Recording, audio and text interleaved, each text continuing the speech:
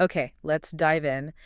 Have you ever had that moment? You're maybe at a work thing or even just bumping into someone you've met, Oh, yeah. and you see the face. You even remember maybe what you talked about last time, but then boom, the name Yeah. just gone. Completely vanished. That little jolt of panic. Exactly, that split second where your brain just scrambles. It's so common, right? So today we're gonna dig into this really relatable, sometimes slightly awkward social challenge. And what's really interesting, I think, is that this isn't just, learning vocabulary words. Yeah. It's more about understanding the practical, everyday English phrases, the sort of unspoken rules that help us handle these moments better. Like social skills built into the language. Exactly. Think of them as social lubricants, maybe? Yeah.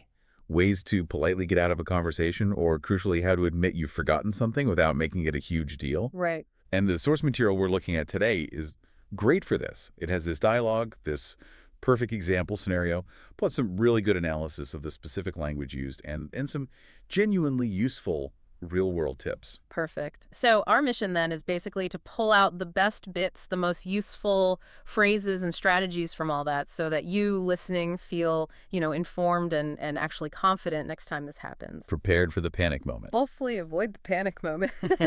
Okay, so let's get into that main scenario from the source. It involves this dialogue between two people, Nick and Ananya. That's the one. So the scene is Nick bumps into Ananya unexpectedly. He met her the week before at a conference. Okay. And they have a quick chat, touch base about, I think it was foreign investment they discussed. Anyway, Nick seems maybe a little short on time, or perhaps just wants to keep it brief. Right. He's looking for a polite out. Yeah, and he tries to signal that, he uses that phrase in a bit of a hurry to sort of suggest he needs to get going soon. Ah, okay. We'll come back to that phrase. But then comes the really key bit, the awkward bit. Mm-hmm. Right after suggesting they should maybe meet up again, Nick kind of pauses, and then he just comes out with it. He says, you know what? This is really embarrassing, but your name has just slipped my mind. Oof. Yeah, that direct admission, it takes guts. It really does. We all fear that moment. But what's so instructive here is Ananya's reaction. She handles it brilliantly.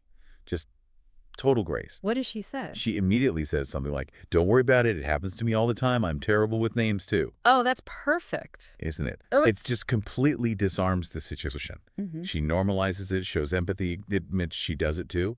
It makes Nick feel instantly better. Yeah, it turns that potential disaster into like a shared moment almost. Exactly. It highlights just how important finding the right words can be in these social interactions. Which leads us perfectly into unpacking some of that language. The key takeaways, the phrases you really need. Let's start with the one Nick used to try and exit politely. In a bit of a hurry. Right.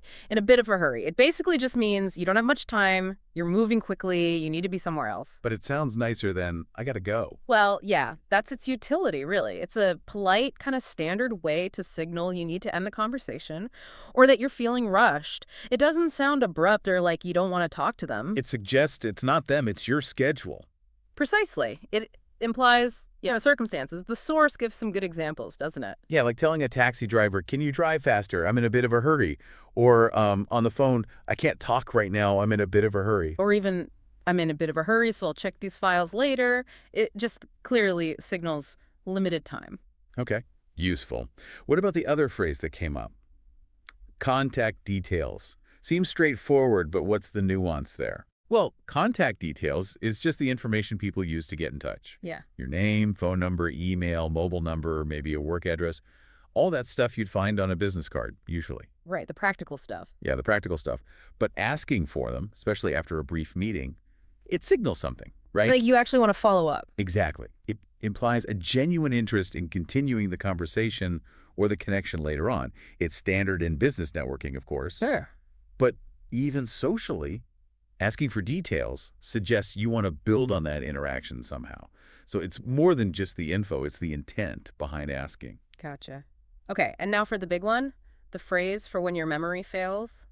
Slipped my mind. Ah, yes. Slipped my mind. It feels like the perfect, natural way to say, I forgot. Why does it work so well? I think it's because it implies it was accidental. It wasn't deliberate ignorance. The thought just drifted away, like it wasn't your fault almost. Yeah, less blame involved. Right. It sounds more like a simple human error, less like an excuse. The source had good examples too, like I'm sorry I forgot to respond to your email. It just slipped my mind.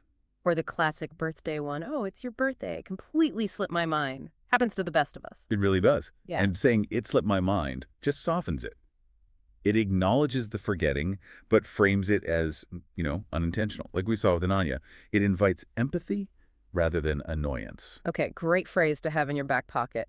So let's move on to some other phrases that add a bit more nuance, make you sound a bit more natural maybe. Let's talk about location stuff. Around here and its variations. Yeah, these are really common. Around here just means, nearby, close by, in this general area. Like, is there a bank around here? Exactly. Very standard, very useful. But the source points out some subtle differences with variations, like right around the corner. Mm-hmm. Right around the corner means really close. Often, like just on the next street, maybe even visible. There's a great restaurant right around the corner. It emphasizes the closeness. Okay. And around there, how's that different from around here? Around there usually refers to a place that's maybe been mentioned before. It's sort of known, but isn't right here where you are now. It means near that particular place. Ah, so like the example, Los Angeles is a great city. I used to live around there, near LA, but not necessarily in it and definitely not here. Exactly. It adds that little bit of geographical nuance. Makes your English sound more, natural. Okay, cool. Now, another really common one for talking about ourselves. Terrible with. Yes. Terrible with, followed by, anything you're bad at. We use this all the time, don't we? I'm terrible with names, terrible with directions, terrible with dates. Why do we do that? It's interesting, isn't it? Often it's like self-deprecating humor. Or maybe a way to manage expectations. If you say you're terrible with directions up front, maybe people won't judge you when you get lost. Huh. True. A preemptive strike. Sort of. But it also builds connection, I think. It shows a bit of vulnerability, makes you seem more human. Everyone's terrible with something. Yeah, the source had funny examples. You're terrible with numbers. You can't even remember your own telephone number. Or, I'm terrible with faces. I can never remember what people look like. It's relatable stuff. And Ananya used it perfectly, didn't she? I'm terrible with names, too. Instant connection with Nick. Exactly. It shifted the focus from his mistake to a shared human failing. Really clever social move.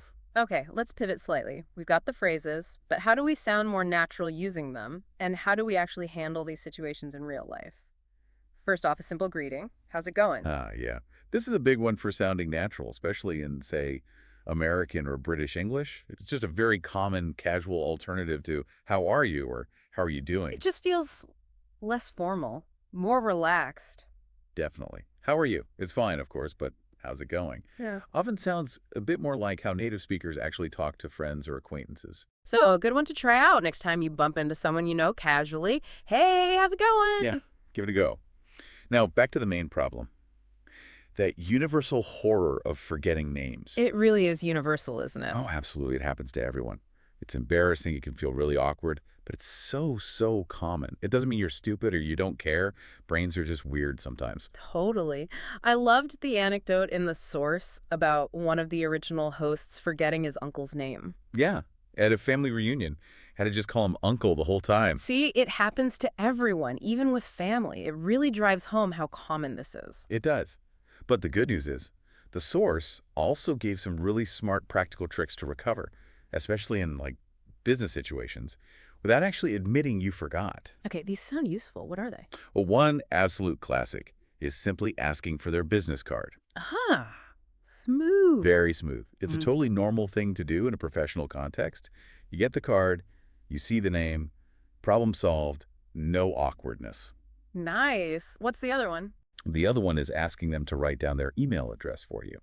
Maybe you pretend you want to send them something. And the name's usually in the email address. Often, yeah. Always part of it. Like jsmith@company.com. Yeah. Gives you a massive clue, or the full name right there. Again, totally normal request. Gets you the info discreetly. Those are genuinely clever.